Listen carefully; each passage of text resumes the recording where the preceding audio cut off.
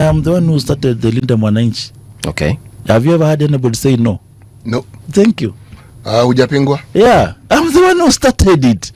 It's only that they did not understand the assignment. The assignment was there are people who do not want William Ruto, but they are also tired with these same people who have been there since Moi's time. They just want something new. And I gathered all these leaders who are youthful: Babu Owino, Sifuna, Clive, Kibagendi, Dindi Nyoro was there, Ali Muhammad, and I hosted them in Saboti. I said, if you guys are fearing, I will host it. I hosted, it was massive, and there it began now the Kenya Moja. Ikaenda tukaenda, hata Wamuchomba was there when he was still a good girl. So yeah, Toroka. Sasa, and then from there, of course, when Sifuna was now removed as an SG, it catapulted the movement. Kitengela, we were to go anyway. We had planned to go to Kitengela as Kenya Moja.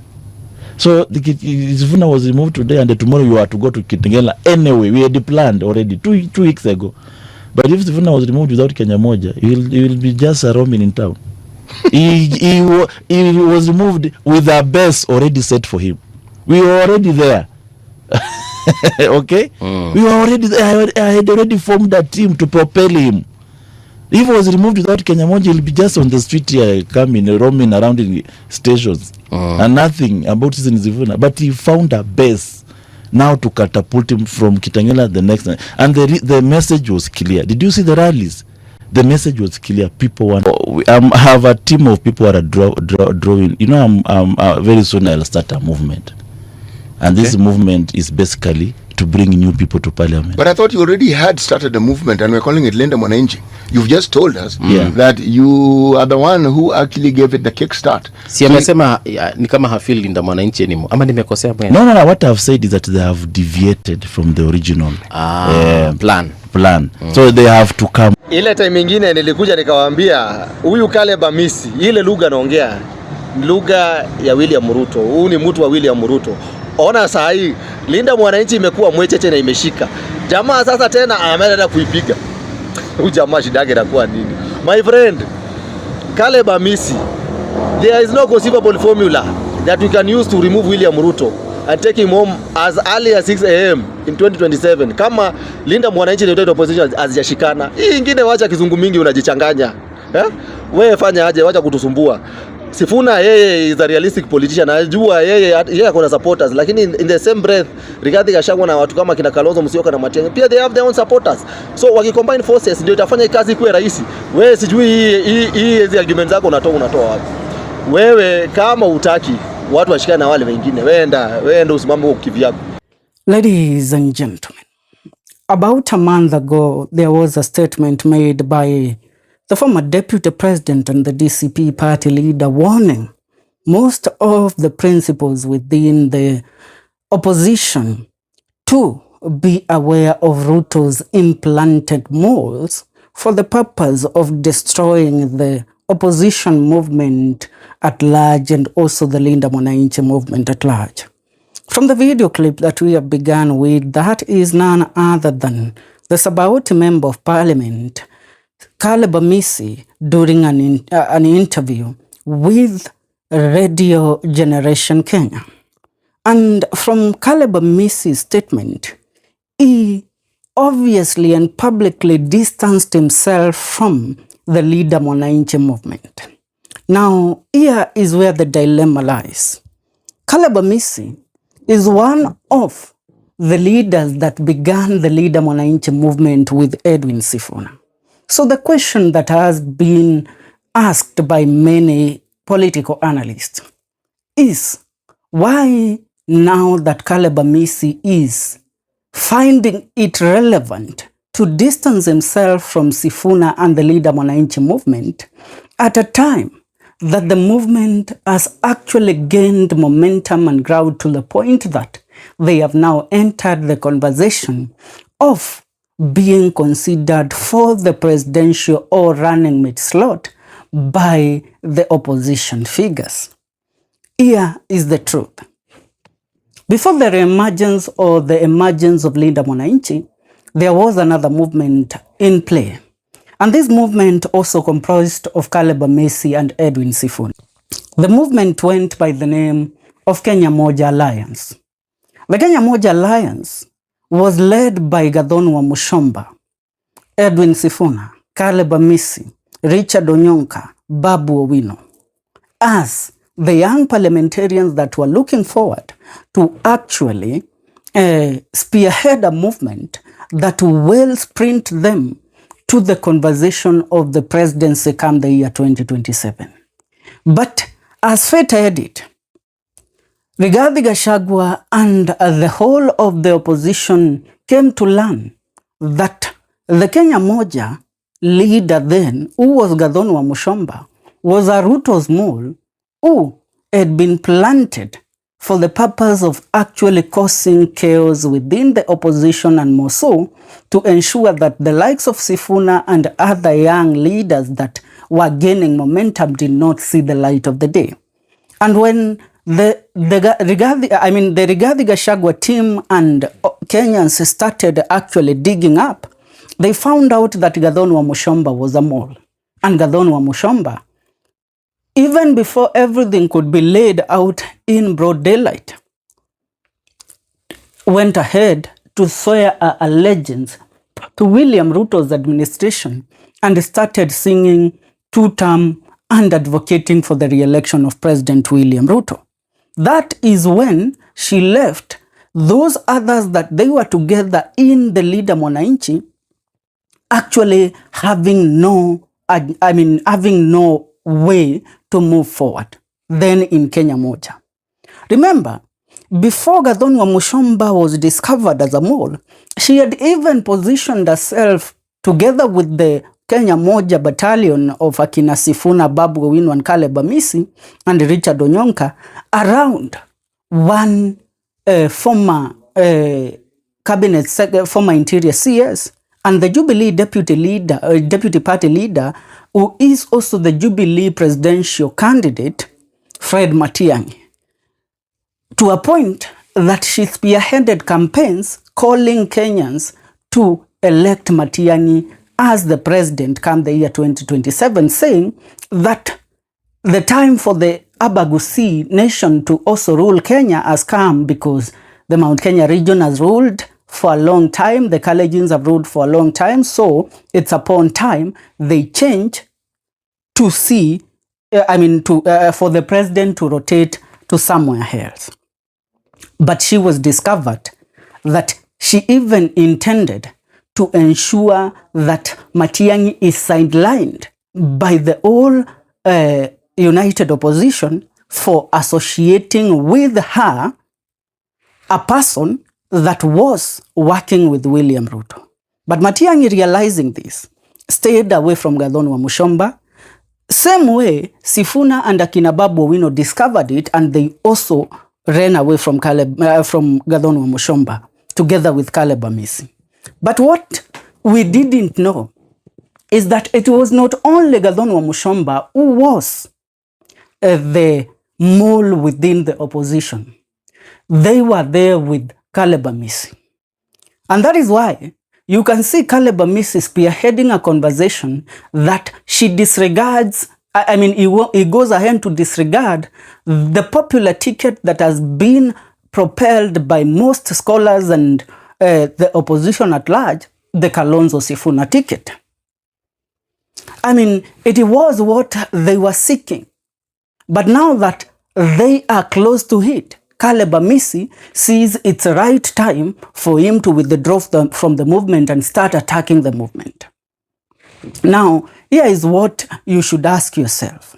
Calib Amisi, about 2 weeks ago, began a conversation on Twitter calling Kenyans to actually submit their ideas on his social media platform as part of public participation to rally Kenyans in spearheading an impeachment motion for President William Ruto. But after the number that he set out as the number to actually be the timeline or the limit that Kenyans should reach for him to move an impeachment motion against William Ruto. When it reached, Calib Amisi retreated. Why? Because it was all a game for him. It was all a game. It was nothing genuine. Because allow me to ask this question. Currently, the Linda Mwananchi has entered into the national politics conversation. Calib Amisi is the only leader within, or the only member of the Linda Mwananchi that has an already registered political party that has been issued with the certificate by the Registrar of Political Parties, a party called People's Renaissance Movement, which most Kenyans thought that this is the party that Sifuna and the rest of the Linda Mwananchi team will use to campaign with for the 2027 general election. But Calib Amisi has distanced this party from the Linda Mwananchi now. He even avoided to be associated with the party before. He avoided to be the face of the party. But now he has taken the center stage. Now he is coming out as the mole he was. Because one thing, Calib Amisi is a self-centered guy. And let me tell you why. Calib Amisi feels that Sifuna is not worthy the title that is being given. That Sifuna is not worthy the clout. That Sifuna is not somebody to be considered for the presidential ticket nor the running mate ticket. This is why Sifuna is a leader from the Mulembe nation. And most of the leaders within the opposition from Mulembe nation have all started gathering behind Sifuna and endorsing Sifuna's candidature. Calib Amisi thought that because he was at the center of the conversation and he was among the founders of the Linda Mwananchi and even the Kenya Moja, that it was him that, he feels that it was him who deserved that attention that Sifuna enjoys. But he forgets that Sifuna has been an active player in the politics of the Republic of Kenya, being associated with what is right for the people for a very long time. He feels, he even counted on Sifuna falling out with the likes of Akina Natembea, with Sifuna falling out with the likes of Akina Boni Alwale. But that didn't happen. Now, he has tried to even rally other members of the Linda Mwananchi to defect from following Sifuna as their leader. That is why you currently see that there is a controversy surrounding the Sifuna's candidature and the James Orengo candidature. Are we together? But James Orengo is all hell-bent on ensuring that, yes, his candidature for the presidency is a distraction for William Ruto and the ODM to think that actually Sifuna won't be on the ticket. But at the end of the day, James Orengo will rally behind Sifuna. Babu Owino the same. And other leaders within the Linda Mwananchi the same. So Calib Amisi, being the only member with the party there, he wanted the Linda Mwananchi team to actually enter into this party that Calib Amisi opened, called the People Renaissance Movement. But let me ask you even a question about this party. Many leaders within opposition have tried in different occasions to open their political parties. Even the Linda Mwananchi, they have tried to open Linda Mwananchi as a party. Sifuna has tried that, and even the rest of the members there. But they were denied to open their parties. But Calib Amisi's party actually got to sail through. It sailed through, which left us asking the question, why did Calib Amisi be the only person that actually was allowed by the government to register his party, the People Renaissance Movement? That is the question that we asked. But they did not answer that question. Calib Amisi did not answer that question. He is a mole of the William Ruto's administration. And his main aim here is to distract the Sifuna function. I mean, Sifuna is a man that has proved his genuinity to a point that in an interview, Sifuna told his supporters by himself, he said that the people who are saying Sisi ndio Sifuna and they are the supporters of the Linda Mwananchi, who I have seen in some instances saying that if Sifuna is not on the ticket of the president or the running mate, that they will, they won't vote. He said that that is not it, and he doesn't want that to happen because this is not about Sifuna. This is about a revolution. This is about rescuing a country. That the opposition has to come together. They have to sit down. They have to actually lay all the cards in the table. They have to see who has a track record that resonates with Wanjiko. That is the leadership we want. And the likes of Gachagua are stepping back. The likes of Akina Fred Matiang'i are stepping back. Kalonzo is there, and even at some point, Kalonzo, you might find Kalonzo even stepping back for Sifuna to take the lead as the presidential candidate.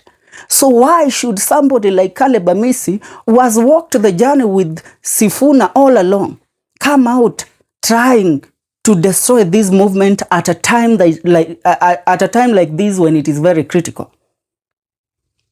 You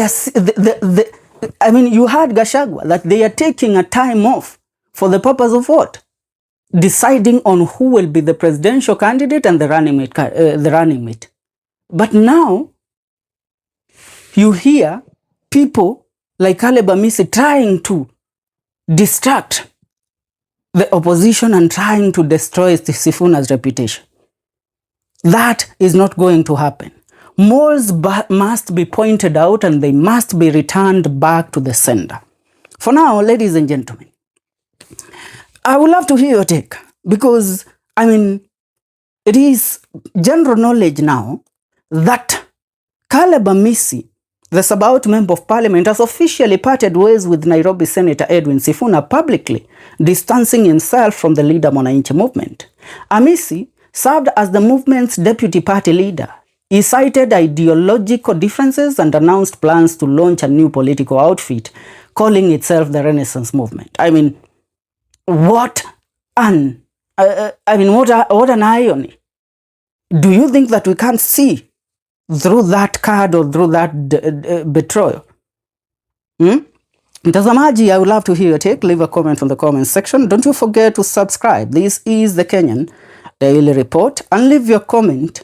More so, leave a message for Calib Amisi over his fallout with Edwin Sifuna.